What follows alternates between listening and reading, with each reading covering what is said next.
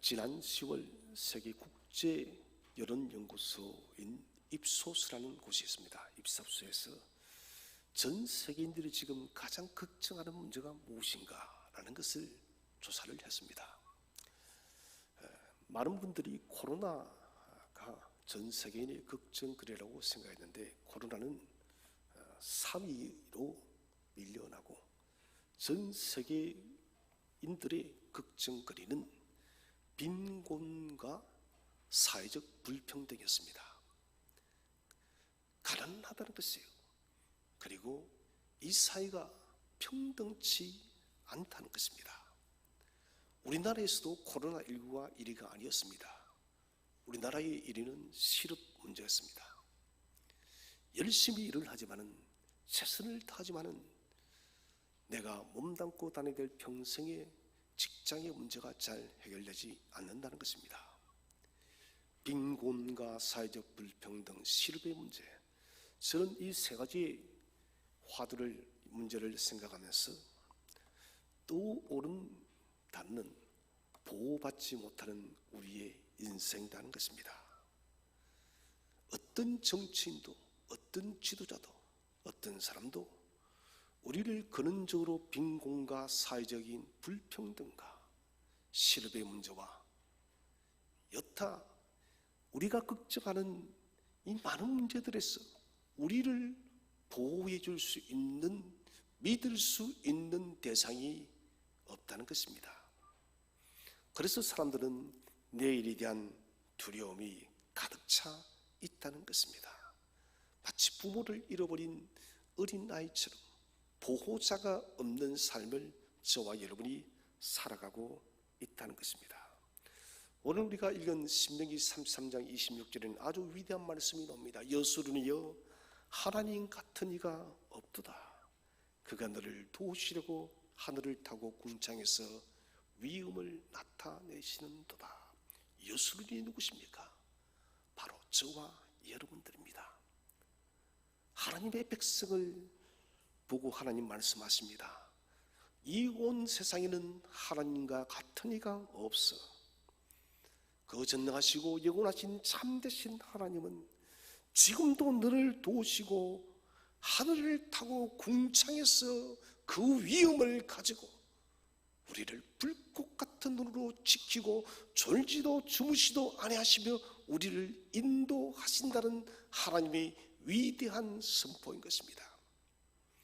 날이 갈수록 시대가 점점 깊어갈수록 사람들은 두려움 속에 떨고 있습니다. 사실 우리가 어떤 여러분 위대한 사람이 있다 할지라도 우리를 이 세상에 수많은 두려움 속에서 우리를 완벽하게 완전하게 지킬 보호자는 없습니다. 그런데 하나님은 말씀하십니다. 내가 너희를 지켜내마. 내가 너를 반드시 지킬 것이야. 너의 모든 삶 속에 내가 너를 간섭할 것이고 너를 도울 것이다. 그래서 오늘 신명기에서는 영원하신 하나님이 저와 여러분의 영원히 거할 처소가 된다는 것입니다. 이 땅의 집은 영원한 처소가 되지 못해요. 그러나 하나님은 저와 여러분이 영원히 거할 수 있는 처소가 되겠다. 그래서 오늘 본문을 보시면 27절에 그의 영원하신 팔이 저와 여러분의 인생의 깊은 아래에 있다는 것입니다. 우리는 우리의 삶이 추락되어서 끝이 났다고 생각할 때 아니요, 하나님의 손은 이미 우리의 그 끝과도 같은 더 밑은 곳에 가여서 당신의 두 손으로 저와 여러분을 받치고 있음을 믿으시기를 바랍니다. 창세기 8장에서 노아 홍수 위에 노아가 물이 얼마나 빠졌는지를 확인하기 위해서 비둘기를 밖으로 방주밭으로 날려보냅니다. 비둘기는 땅의 쉼터를 찾지 못하여서 지친 몸으로 비행하다가 물서로 떨어질 수밖에 없는 그 상황 속에서 겨우 방주로 돌아옵니다. 여러분, 비둘기는 완전히 기진맥진해버렸습니다. 그때 노아의 손이 비둘기의 발 아래 손이 있는 것입니다. 그가 손을 내밀어서 방주에서 손을 내밀었을 때에 비로소 비둘기는 안식처를 구했던 것이에요. 노아가 이런 방주에서 손을 내밀지 않았다면 그 비둘기는 물 아래로 추락할 수밖에 없습니다. 저는 이 비둘기를 보면서 저와 여러분의 모습이 떠올랐습니다. 삶의 이런저런 많은 일들로 인해서 쉬지 못하고 이곳저곳으로 정처 없이 가야만 우리의 인생에 주께서 수고하고 무거운 짐진 자들아 다 내게로 오라고 하시며 두 팔을 벌리시는 그 주 예수 그리스도의 인내하심과 인자하심을 노아의 손에서 바라보게 되었습니다. 비둘기가 우묵하게 모은 노아의 손바닥 위에 앉게 되었을 때 비로소 비둘기는 피난처를 찾았다는 것입니다.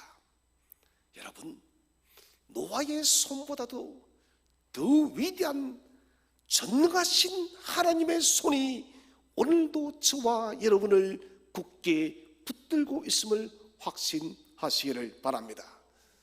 오늘 우리가 첫 번째로 생각해야 될 주제는 왜 하나님의 팔은 위대한가요?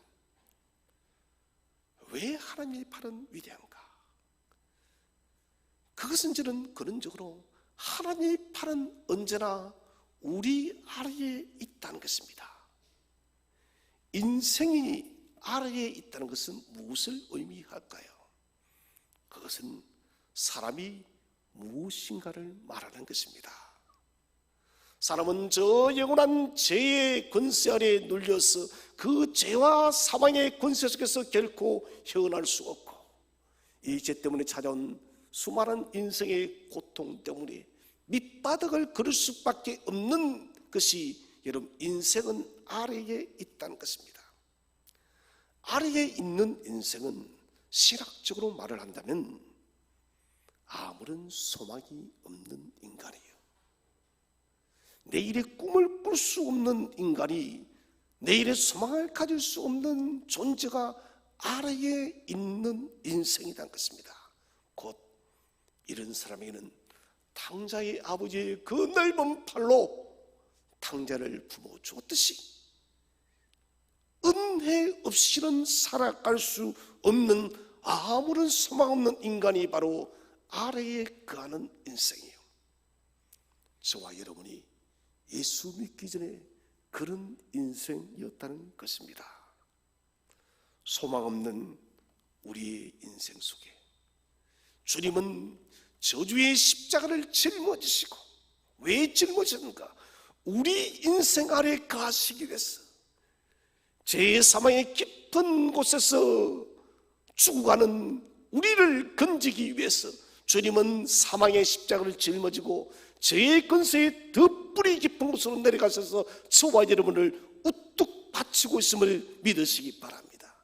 그래서 여러분 우리가 소망이 있다는 것입니다. 오늘 본문에서도 그의 영원하신 팔이 내 아래에 있도다. 너의 죄가 아무리 깊다 할지라도 너의 인생이 아무리 실패를 했고 절망과 고통과 낙심 속에 있다 할지라도 걱정하지 말라는 것입니다. 나는 너를 떠받치기 위해서 저주의 십자가를 짊어졌다라고 주님은 위로하고 계십니다. 요나스 2장 6절을 한번 다 함께 읽어보겠습니다. 요나스 2장 6절 시작.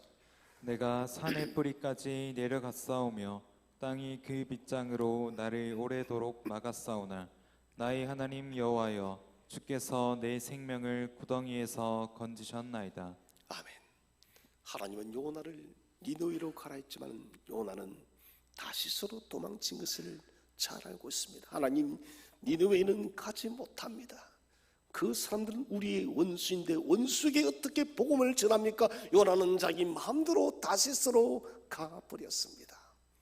그러자 이런 배에 큰 풍랑이 일어서 모두가 죽게 되었을 때 요나는 나를 바다에 던지십시오. 내가 죽어야만 이 배가 잠잠해질 것입니다 라고 말을 합니다. 사람들이 두려움 속에 요나를 물속으로 바닷속으로 던져 넣었습니다. 그러자 바다는 잠잠해졌습니다. 그 높은 폭풍 후 바닷속으로 떨어지는 요나, 그는 죽었다고 생각했을 겁니다. 그런데 하나님은 요나를 위해서 큰 물고기를 준비했어요. 그 물고기의 뱃속으로 요나를 잡았는 거예요. 이때 요나가 2장에서 회개하는 기도문입니다. 하나님, 내가 산의 뿌리까지 내려갔다. 무슨 말입니까? 바다의 가장 깊은 곳까지 내려왔다는 것입니다. 땅이 그 빗장으로 나를 오랫도록 가로막았다. 무슨 말입니까? 그 깊음의 바다 속에서 나를 살펴보니 나는 아무런 구원의 여망이 없는 그런 버림받은 자다는 것을, 구원받을 만한 가치조차 없는 비참한 인생인데, 그런데 나의 하나님 여호와여, 주께서 내 생명을 구덩이에서 건지셨나이다. 여러분, 이것이 바로 십자가의 사랑이에요. 우리는 그 기쁨의 구덩이에서 영원토록 죽어도 마땅한 존재인데, 그러나 하나님의 영원하신 팔은 마땅치 않다는 것이에요. 아니야, 너는 내게 있어서 너무나도 존귀한 존재이고 내가 사랑하는 자녀다라는 것입니다. 우리가 당신의 자녀다는 이 사실 때문에 하나님은 기쁨의 저주 속에 주님을 그렇게 못 박아 죽이고, 기쁨의 저주 속에 주님이 십자가를 짊어졌기 때문에 우리의 죄의 문제를 극복해 한 것입니다. 살아신 여러분, 아무리 우리가 여러분 절망과 낙심과 고난의 기쁨 속에 있다 할지라도 우리의 두 발을 든든하게 받치고 계시는 우리 아래, 우리보다 더 낮은 곳에서 겸손함으로 우리를 받치고 있는 하나님의 팔을 믿으시기 바랍니다. 자, 이 하나님 팔은 왜 위대한가? 첫 번째는 하나님의 팔은 만물의 기초로서 존재하기 때문입니다. 이사야 54장 11절에 하나님은 모든 만물의 기초이다. 보이는 모든 것의 뿌리요, 보이지 않는 것의 뿌리요. 결국은 여러분, 우리가 저 우주까지 간다 할지라도, 이 땅의 가장 깊은 곳에 내려간다 할지라도 여러분, 우리는 만나는 것이 뭐냐? 하나님의 팔입니다. 어디로 가든지 하나님의 팔은 이 모든 우주 만물을 받치고 있는 토대라는 것입니다. 그러므로 우리가 사는 이 지구와 이 은하계와 온 우주가 하나님의 전능하신 팔에 의해서 운행되어지고 있다는 것입니다. 그래서 성경은 하나님은 만물의 기초요, 근본이요, 토대요, 모든 것 아래에는 전능하신 하나님의 팔이 다 받치고 있다는 거예요. 그래서 여러분, 이 우주가 질서 속에 돌아간다는 것입니다. 무엇보다도 우리가 함께 몸을 닦고 있는 이 교회의 근본적인 뿌리가 뭐냐? 그것은 바로 하나님의 팔입니다. 우리 한번 성경을 읽어보겠습니다. 이사야 54장 11절 말씀, 다 함께 합독하겠습니다. 시작. 너 곤고하며 광풍에 요동하여 안위를 받지 못한 자여, 보라, 내가 화려한 채색으로 내 돌 사이에 더하며 청옥으로 내 기초를 쌓으며. 아멘. 화려한 채색으로 내 돌 사이에 더하며 청옥으로 내 기초를 쌓아. 청옥이 뭐냐? 교회의 뿌리이신 예수 그리스도. 돌은 성도들입니다.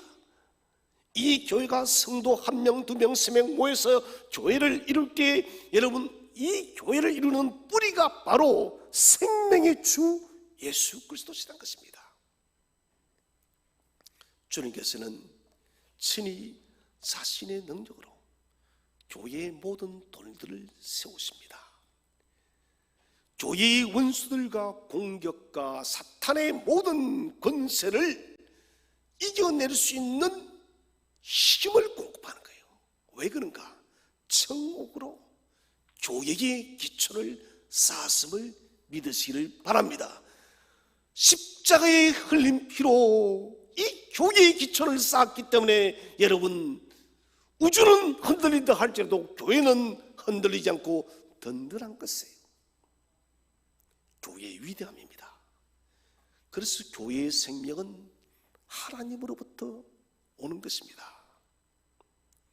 모든 만물의 근본과 토대가 되시는 그 전능하신 하나님이 가장 집중하고 있는 것이 뭐냐?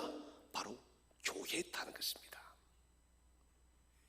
여러분, 이 우주 만물도 하나님이 붙드시고 하나님의 손에 의해서 지탱되고 운행되어지는데, 하물며 피로 값주고 산 이 교회를 저와 여러분의 기초를 주께서 든든히 붙들지 않겠습니까? 여러분, 저 하늘의 별들이 땅으로 떨어지는 날이 분명히 올 것입니다. 은하계가 변동되어지는 지구의 대변화의 마지막 날이 찾아올 거예요.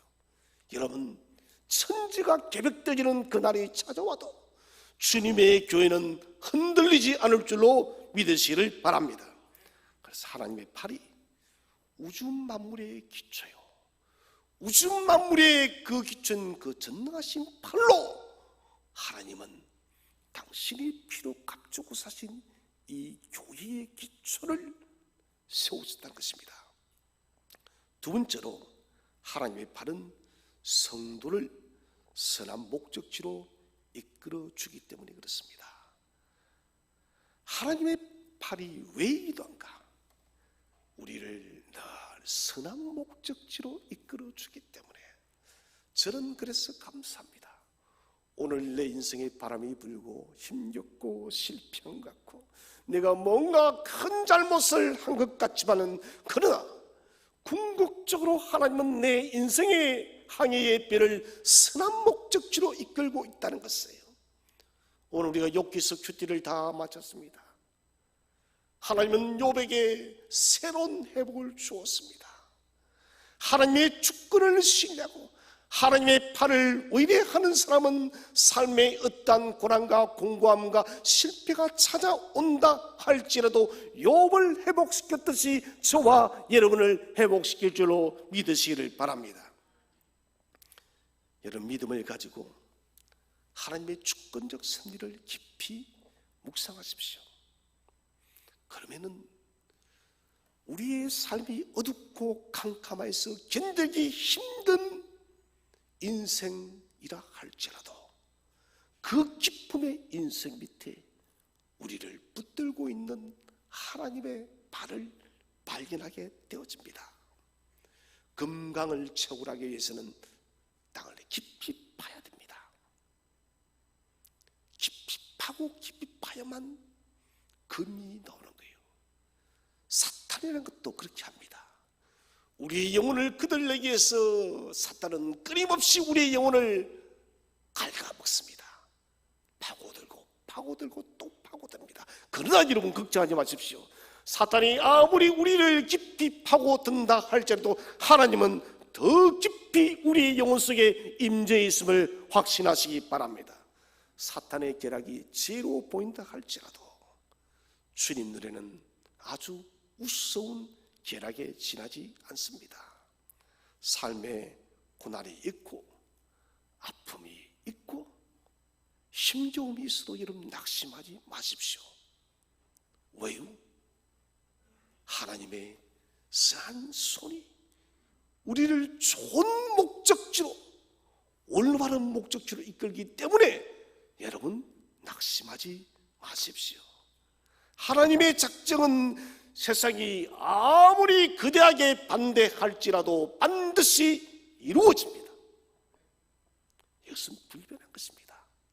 하나님이 선포하신 이 66권의 말씀, 저와 여러분이 주신 하나님의 위대한 언약의 말씀은 세상이 여러분 골리앗처럼 우리를 가로막는다 할지라도 하나님은 그 골리앗을 무너뜨리고 반드시 당신의 목적이 우뚝 서게 한다는 거예요. 성경을 한번 보겠습니다. 이사야 45장 23절 말씀 함께 읽겠습니다. 시작. 내가 나를 두고 맹세하기를 내 입에서 공의로운 말이 나갔은즉 돌아오지 아니하나니 내게 모든 무릎이 꿇겠고 모든 혀가 맹세하리라 하였노라. 아멘. 내가 나를 두고 맹세하기를 내 입에서 공의로운 말이 나갔은즉 돌아오지 아니하나니. 자, 무슨 말입니까? 하나님의 말씀이 공의로운 말씀이 나갔기 때문에 돌아오지 않는다. 반드시 이루어진다는 것입니다. 또 성경은 말합니다. 하나님의 목적이 반드시 설 것이며 하나님이 자기의 기뻐하신 말을 모두 행할 것이라는 거예요. 공의로운 말이 나기 때문에 하나님의 목적이 선다는 거예요. 하나님께서는 저는 참 감사한 게 66권을 통해서 많이 말씀하셨다는 거예요.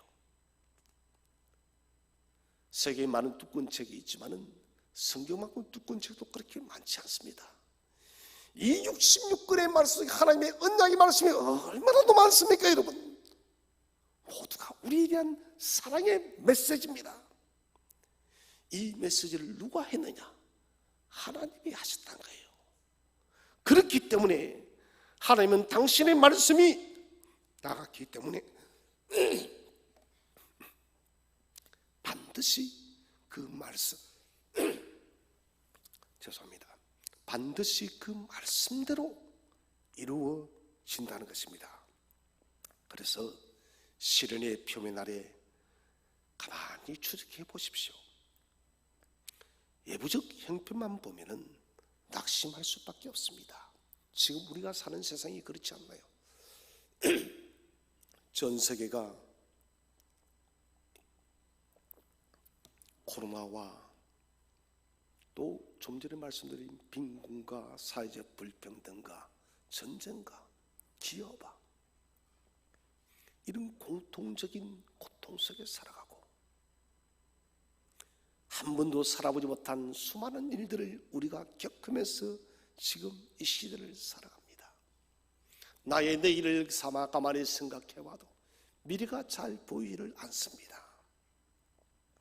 그러나 여러분, 우리가 용기를 내어야 될 것은 이런 우리가 살아가는 고난의 현실 아래는 하나님의 신실한 목적과 친절한 의도가 있다는 거예요. 그 목적과 의도가 뭐냐? 내가 선한 목적지로 이끌어 가마. 아브라함이 갈대우를 낳아서 여러분 가나안 땅으로 갔습니다. 여러분 그곳에 갔더니 애굽에 그곳에 가나안에 갔더니 흉년이 기다리고 있었습니다. 아브라함은 그 흉년을 피해서 애굽으로 내려갔어요. 이것은 잘못되어진 것입니다. 비록 가나안에 흉년이 있다 할지라도 그곳에 거해야지요. 하나님께서 아브라함에게 가나안을 주시기로 약속했기 때문입니다. 이스라엘 백성들이 40년 동안 광야에서 그들은 배회하며 기나긴 세월을 보냈습니다. 무엇하기 위해서? 가나안에 들어가기 위해서. 하나님은 40년 동안 이스라엘을 훈련시킨 목적이 뭐냐? 가나안의 선한 목적지를 주기 위해서 고난의 40년을 허락했다는 것입니다. 이스라엘 70년 동안 바벨론의 포로 생활을 지켰던 것도 새로운 이스라엘로 빚기 위한 하나님의 의도적인 목적이라는 것입니다. 그래서 성도 여러분, 우리가 낙심하지 말아야 되는 것은 하나님의 팔은 언제나 저와 여러분을 가장 선한 인생의 목적지로 인도할 줄로 확신하시기 바랍니다. 그래서 우리가 힘을 내야 됩니다. 세 번째로 하나님의 팔은 성도를 보호하는 팔이기 때문에 그렇습니다. 우리는 수많은 위험 앞에 노출되어져 있죠. 서두에 말씀드렸다시피 빈곤과 불평등, 실업, 누가 우리를 지켜주나요? 사람이 하는 것에는 한계가 있습니다. 강풍을 만났던 갈릴리의 제자들이 그 강풍 앞에서 보호받는 것은 생명의 주께서 오셔서 그 바다를 잠잠케 해야 됩니다. 여러분 마찬가지입니다. 정말 풍랑이는 이 세상 속에서 우리가 보호받기 위해서는 주님의 약속의 말씀이 있어야 돼요. 우리를 지키겠다, 우리를 보호하겠다는 하나님의 불변의 말씀이 있어야 됩니다. 성경을 한번 읽어보겠습니다. 시편 91편 11절 12절. 시편 91편 11절 12절. 시작. 그가 너를 위하여 그의 천사들의 명령하사 내 모든 길에서 너를 지키게 하심이라. 그들이 그들의 손으로 너를 붙들어 발이 돌에 부딪히지 아니하게 하리로다. 아멘. 그가 너를 위하여 그의 천사들을 명령하사, 하나님께서 우리를 지키시기 위해서, 우리를 보호하기 위해서 하늘의 천사를 부림을 믿으시기 바랍니다. 여러분, 천사가 어떤 존재예요?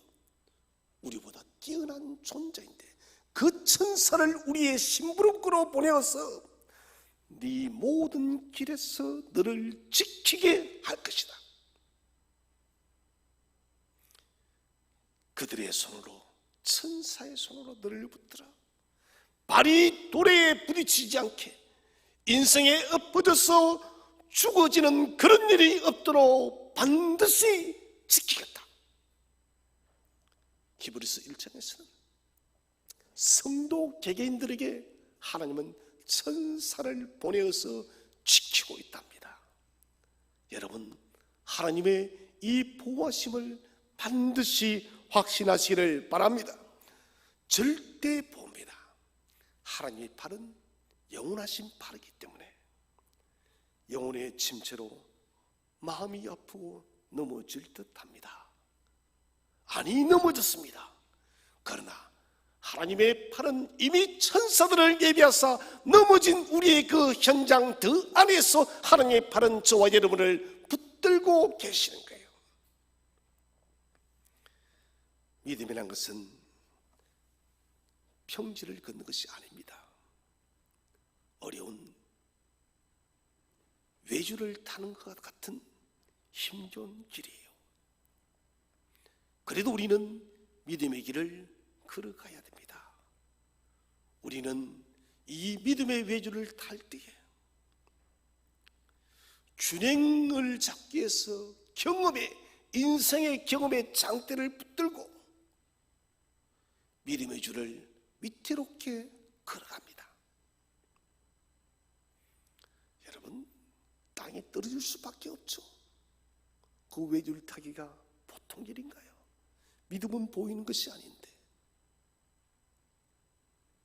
떨어지면 끝인가요? 천만의 말씀요. 떨어지는 그 순간 하나님의 두 팔이 저와 여러분을 받치고 있음을 믿으시기 바랍니다. 이미 받치고 있는 거예요.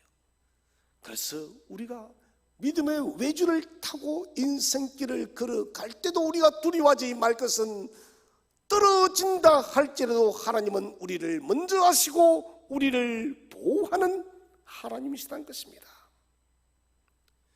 베드로가 주님 앞에 말합니다. 주님, 모든 사람이 다 주님을 버린다 할지라도 주님, 나는 당신을 버리지 않겠습니다. 베드로야, 네가 다 울기 전에 3번 나를 부인하리라. 사탄은 너를 밀가 부르듯이 너를 죽이려고 했지만은 그러나 내가 지켜줄게. 밀가 부르는 것이 뭡니까? 바람 앞에 밀을 채를 들어 터는 거예요. 그렇게 베드로 넘어질 수밖에 없었지만은 주님이 뭘 합니까? 그러나 내가 지켜줄게.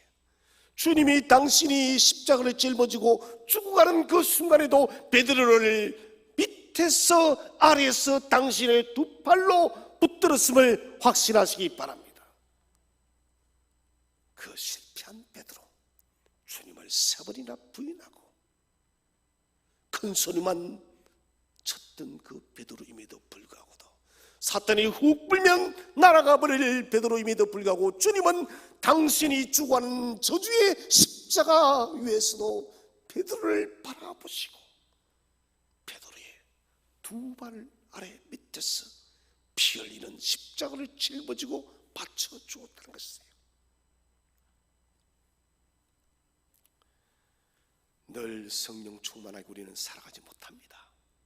이번 주도 우리는 많은 실수와 실패를 했습니다. 그러나 여러분 담대하십시오. 우리가 실수 실패해도 하나님은 우리를 포기하지 않습니다. 시편 37편 24절 말씀 시작. 그는 넘어지나 아주 엎드러지지 아니함은 여호와께서 그의 손으로 붙드심이로다. 아멘. 넘어집니다. 엎어집니다. 여러분, 아기가 걷기 위해서 얼마나 많이 넘어지나요? 얼마나 엎어지나요? 그러다가 걷는 겁니다. 마찬가지예요. 넘어지지 않고 엎드러지지 않는 인생은 아무도 없습니다. 하나님의 약속은 네가 넘어지고 엎어지고 실패해도 여호와께서 저와 여러분의 손을 붙들고 계는 거예요. 붙들고 계시기 때문에 우리가 아주 엎드러지지 않는 것입니다. 그래서 그리스도인은 실패의 자리에서 벌떡벌떡 다시 일어나요. 7.8기의 믿음으로 일어나는 것입니다. 두 번째 주제는 성도를 붙들고 있는 하나님의 팔은 어떤 팔인가? 자, 성도를 붙들고 있는 여호와의 팔은 어떤 팔일까요? 첫 번째는 성도를 위해 준비한 구원의 목적의 팔입니다. 우리 성경을 한번 읽어보겠습니다. 에베소서 3장 11절 시작. 곧 영원부터 우리 주 그리스도 예수 안에서 예정하신 뜻대로 하신 것이라. 아멘. 영원부터, 저와 여러분이 어머니 모태에 생기기 그 이전부터, 영원 전부터 저와 여러분을 하나님의 구원의 자녀로 삼기로 하였음을 믿으시기 바랍니다. 얼마나 놀라운 예정입니까? 주 예수 그리스도 안에서 예정하신 뜻대로 한 것이라. 하나님의 예정은 전적으로 옳고 하나님의 예정은 전적으로 선함을 믿으시기를 바랍니다. 다시 말한다면 우리를 선택한 것은 하나님은 단 한 번도 후회하지 않는다는 거예요. 정상적인 부모라면 자신의 아이들이 아무리 부족해도 여러분 그 아이로 인해서 후회하는 부모는 없습니다. 지체 장애를 가지고 심각한 병을 앓고 있어도 부모들은 여러분 아이 때문에 행복해하는 거예요. 하나님도 마찬가지입니다. 우리를 만세전에 영원전부터 특정해 놓으시고 비록 우리가 허물 많고 티가 많고 실수가 많아도 당신의 예정한 그 작정을 후회하지 않는 하나님, 얼마나 감사한지요. 제가 하나님이었다면 내가 저놈을 왜 택했을까? 내가 실수였지. 저 원수 같은 것을 그렇게 했을 것 같아요. 그런데 하나님은 그렇게 하지 않습니다. 고멜 같은 사람도 하나님은 후회하지 않는다는 거예요. 4번 5번 집을 나가고 바람을 피워도 그 고멜을 다시 불러서 당신의 집으로 데려오는 하나님의 구원의 목적이에요. 성경을 읽겠습니다. 이사야 14장 27절 시작. 만군의 여호와께서 경영하셨은즉 누가 능히 그것을 패하며 그의 손을 펴셨은즉 누가 능히 그것을 돌이키랴. 아멘.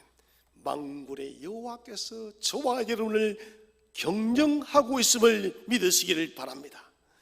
여호와께서 우리의 인생을 경영하기 때문에, 우리의 삶을 경영하기 때문에 누가 능히 그 경영을 피하고 막고 망하게 할 자는 단 하나도 없습니다. 무엇보다도 우리 속에 펼친 그 위대한 경영은 구원의, 구속의, 구원의 경영이에요. 여러분 구원의 확신에서 흔들리지 마시기 바랍니다. 비록 좀 우리가 떨어지고 나태하고 실패해도 여러분 낙심하지 마시길 바랍니다. 하나님의 그 구원의 경영의 목적에 바른 변함이 없습니다. 하나님은 해전하는 그림자가 없는 분이십니다. 하나님은 인생이 아니하시기 때문에 시건치 아니하시고, 하나님은 후회하심이 없는 영원 불변한 하나님이심을 믿으시기를 바랍니다. 빌립보서 1장 6절에 우리 속에 착한 일을 시작하신 그리스도, 이 착한 일은 무엇인가요? 하나님의 구원사역입니다. 우리를 건지기로 작정한 선한 일을 시작하신, 영원전부터 작정하신 그 하나님의 선한 일은 주님 오시는 그날까지 영원토록 변치 않음을 확신하시기 바랍니다. 변함없는 견인입니다. 자동차를 견인차가 견인해 가듯이 나는 움직일 수가 없어요. 고장이 났어. 그런데 주의 성령이 나를 견인해 주는 거예요. 어디까지? 저 하나님 나라까지 안전하게 견인해 줄 줄로 믿으시기 바랍니다. 두 번째로, 하나님의 팔은 영원한 사랑의 팔입니다. 예레미야 31장 3절을 읽어보겠습니다. 시작. 옛적에 여호와께서 나에게 나타나사 내가 영원한 사랑으로 너를 사랑하기에 인자함으로 너를 이끌었다 하였노라. 아멘. 옛적에 여호와께서 내게 나타나사 내가 영원한 사랑으로, 10년의 사랑이 아닙니다. 20년의 사랑이 아니다는 것입니다. 100년의 사랑이 아니다는 것이에요. 영원한 사랑으로 너를 사랑하기에. 여러분, 하나님의 영원한 사랑은 오늘도 변함이 없습니다. 사랑의 손으로, 사랑의 팔로 우리를 인도하기로 작정하신 그 사랑은 불변하다는 것입니다. 그래서 예레미야는 인자함으로 너를 이끌었다. 하나님께서 분노하시면서 우리를 이끈 것이 아니라 자비하심으로, 긍휼하심으로, 마치 여러분 엄마의 마음으로, 잘 이해하지 못하고 어리석은 아이 자녀들을 바라보면서 엄마가 끊임없이 이해시키며 이끌어 주듯이 하나님은 그렇게 우리를 이끌었다는 것입니다. 하나님의 불변한 사랑은 변함이 없습니다. 그 사랑의 팔이 저와 여러분을 안고 있습니다. 사랑보다 강한 것은 없어요. 톨스토이는 그의 책 사람은 무엇으로 사는가? 거기에 보면 사람은 사랑으로 산다는 것입니다. 톨스토이는 그리스도인입니다. 저는 이 사랑이 좀 더 그렇게 생각해요.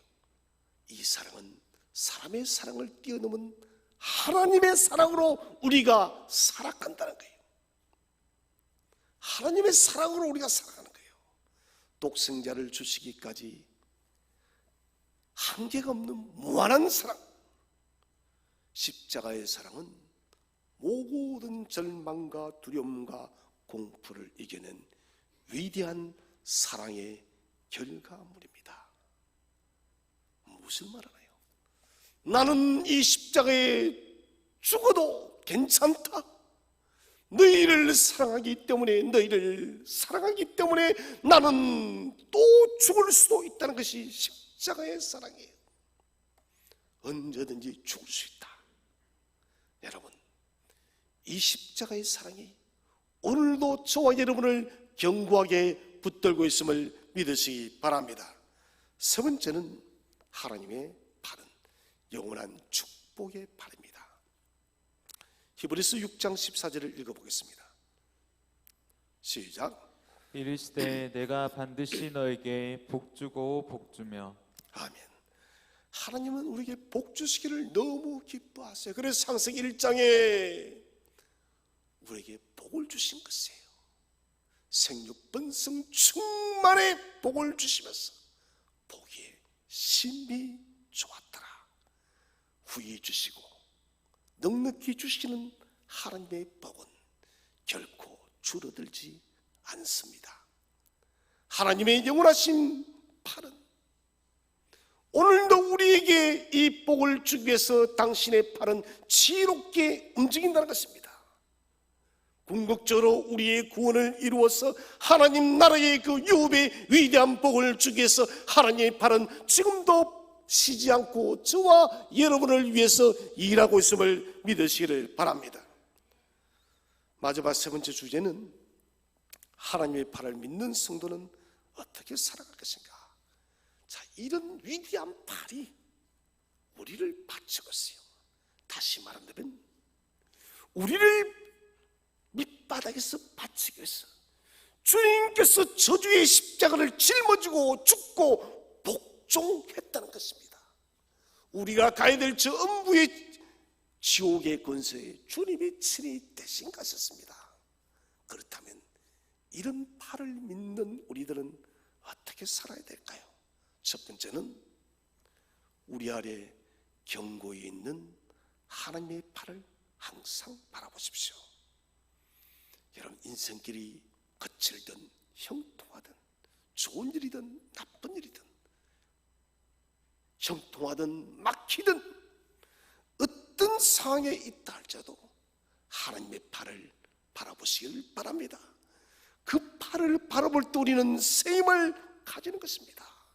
믿음의 눈을 높이 들어서 우리는 주님의 영원하신 팔을 바라봐야 돼요. 곧 여러분 십자가를 짊어지신 생명의 주 예수를 우리가 바라보는 것입니다. 모든 우리의 인생의 영역에서 견고하게 붙들고 계시는 그 하나님의 팔은 튼튼하고 완전합니다.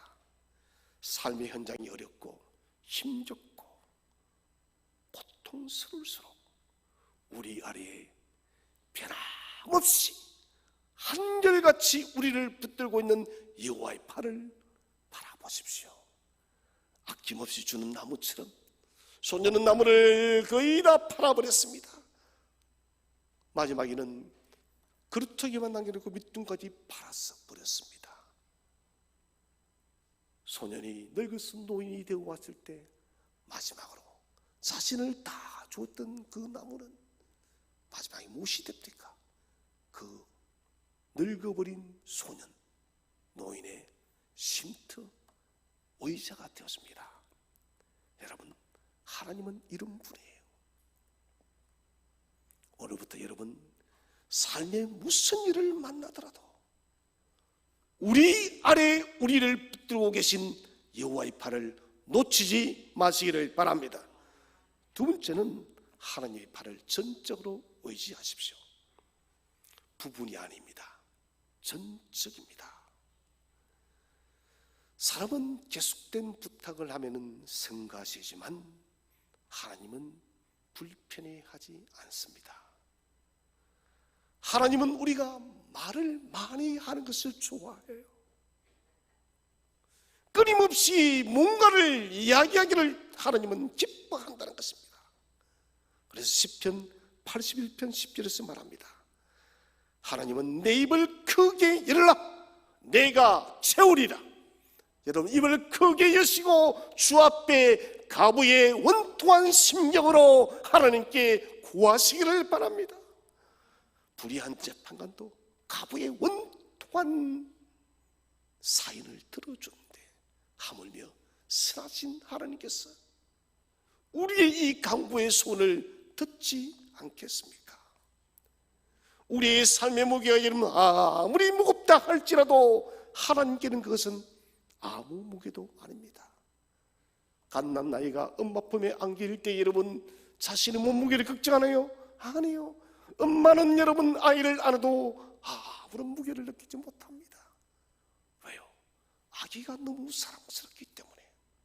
그러므로 우리 인생에 아무리 큰 짐이라 할지라도 주께 맡기시기를 바랍니다. 전적으로 맡기시기를 바랍니다. 하나님은 그 문제를 품는 전문가입니다. 하나님은 그런 문제를 맡기지 않을 때 서운해하십니다. 너 왜 그 문제 나한테 맡기지 않아? 나한테 왜 아뢰지 않아? 나한테 왜 구하지 않아? 그렇게 말씀하는 거예요. 맡기는 것을 주님은 즐거워하십니다. 세 번째는 믿음의 장성한 분량까지 올라가십시오. 고상한 야심을 가지세요. 세상의 물질을 얼마나 내가 많이 취해야지, 이런 좀 세속적인 야심이 아니라 영적인 야심. 우리 안에는 영원하신 하나님의 팔이 있어. 그러면 나는 모든 영역에 있어서 지식에 넘치는 그리스도의 사랑의 높이와 깊이가 어떤지 알아가기 위해서 나는 전력을 다할 거야. 이렇게 위대하고 이렇게 좋으신 하나님의 그 사랑의 높이와 깊이를 알아갈래? 여러분, 고상한 욕심이에요.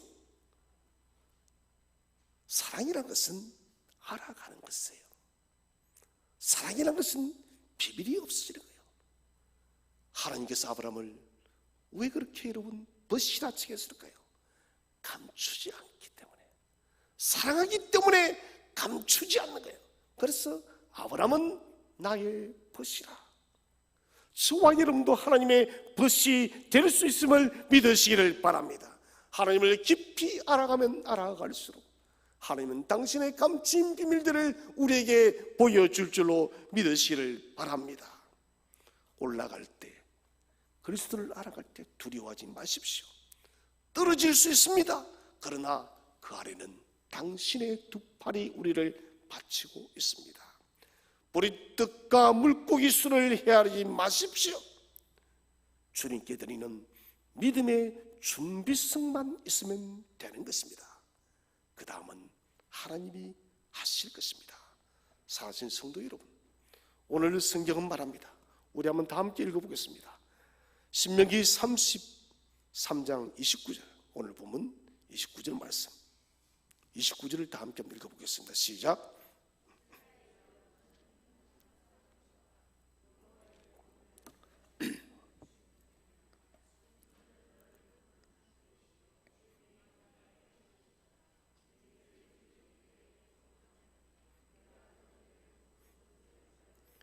아멘.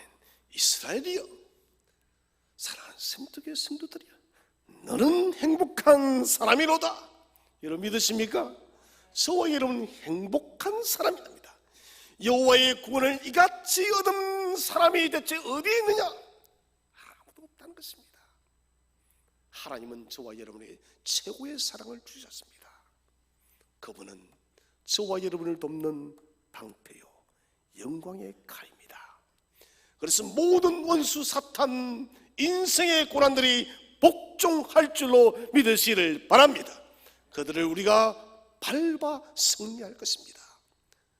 우리의 인생길 앞에, 믿음의 길 앞에 어떠한 문제가 찾아온다 할지라도 낙심, 절망하지 마시고 우리를 견고하게 붙드시는 여호와의 지혜롭고 영원하신 팔을 굳게 믿고 우리의 남은 믿음의 길을 담대하게 걸어가는 저와 여러분 되시기를 주의 이름으로 축원드립니다.